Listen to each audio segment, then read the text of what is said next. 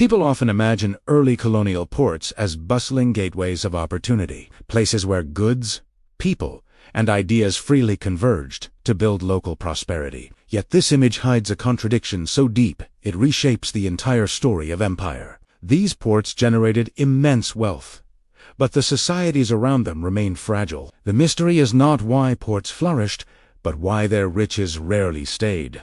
To resolve that mystery, we must return to the 17th century, when the Atlantic world transformed from scattered settlements into an integrated economic system. European powers no longer saw colonies as distant experiments. They became strategic assets essential to national survival, military strength, and economic dominance in an increasingly competitive imperial landscape. This was the era when mercantilism emerged as more than theory and became policy. Wealth was defined by control of gold and silver, not by the prosperity of people. Trade was a weapon, not a neutral exchange. Ports were not designed to nourish local economies, but to channel value outward with precision. Colonial ports multiplied rapidly along Atlantic coastlines, from Boston and Charleston to Havana.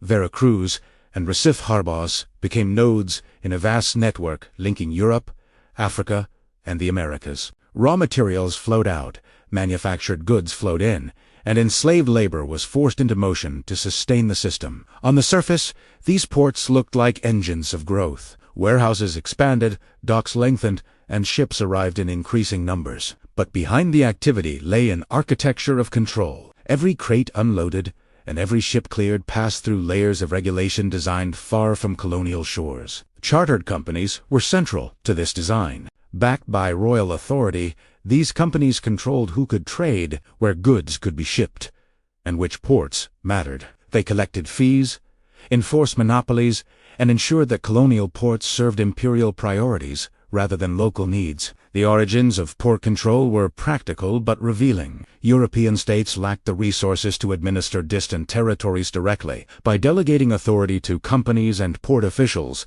they created self-financing systems of extraction. Ports became fiscal machines, converting colonial production into metropolitan wealth. Shipping routes reinforced this structure. Colonies were required to ship goods through approved ports on approved vessels to approved destinations. Even geographically convenient trade was illegal if it bypassed imperial channels. Ports became funnels, narrowing economic options rather than expanding them. Silver and gold flows illustrate this most clearly. Enormous quantities of bullion passed through American ports, especially in Spanish territories.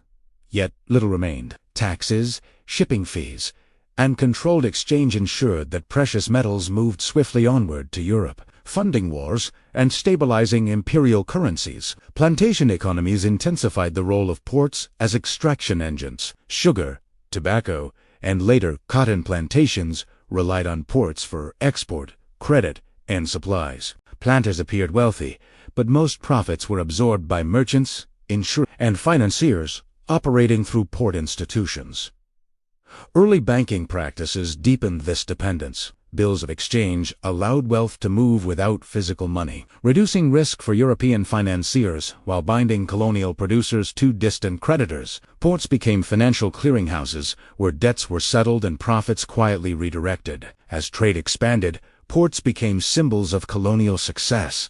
Population grew, commerce increased, and imperial officials praised their productivity. Yet this growth masked a narrowing of economic autonomy. The more a port thrived, the more tightly it was bound to imperial systems. Strain emerged when external pressures disrupted trade. European wars closed shipping lanes.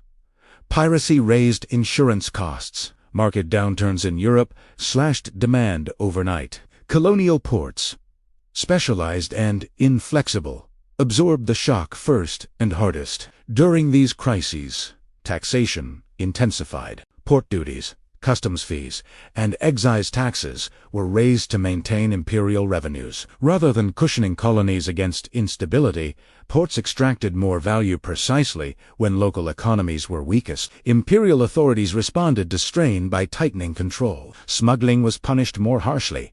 Alternative trade routes were closed. Port officials were empowered to enforce regulations with greater force. Stability for the empire came at the cost of colonial resilience. Failures were often blamed on colonial mismanagement. When ports stagnated or collapsed, imperial narratives cited laziness, corruption, or inefficiency. Rarely was the structural role of ports as extraction mechanisms acknowledged as the underlying cause. Over time, consolidation reshaped port hierarchy. Smaller ports declined as trade was redirected through major hubs favored by imperial policy. Wealth and administrative power concentrated in a few strategic locations, amplifying extraction while hollowing out surrounding regions.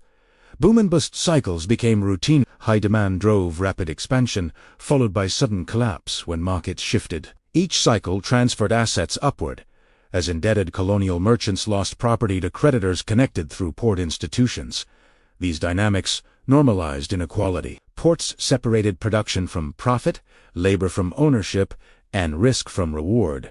Those who controlled port infrastructure and finance prospered, while those who worked within the system faced chronic instability. The long-term consequences extended far beyond the 17th century. Port-centered extraction shaped colonial development paths, limiting diversification and entrenching dependence. Even after political independence, many former colonies retained economies structured around export through inherited port systems. Modern global trade still reflects these patterns. Resource-rich countries often rely on a handful of ports to export raw materials, while profits flow through multinational financial centers.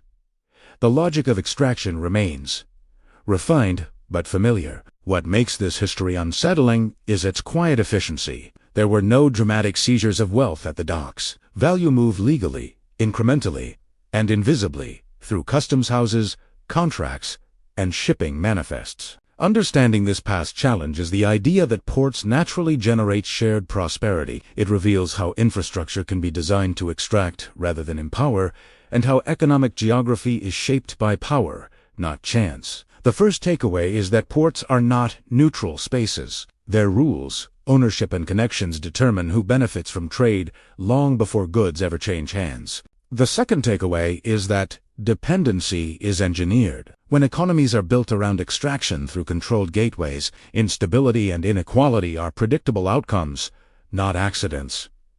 The third takeaway is that systems endure. Once extraction is embedded into infrastructure, it can shape economic outcomes for centuries, even after empires fade. The warning hidden in this story is clear. Structures created for imperial control often outlive the powers that built them, continuing to channel wealth along familiar paths.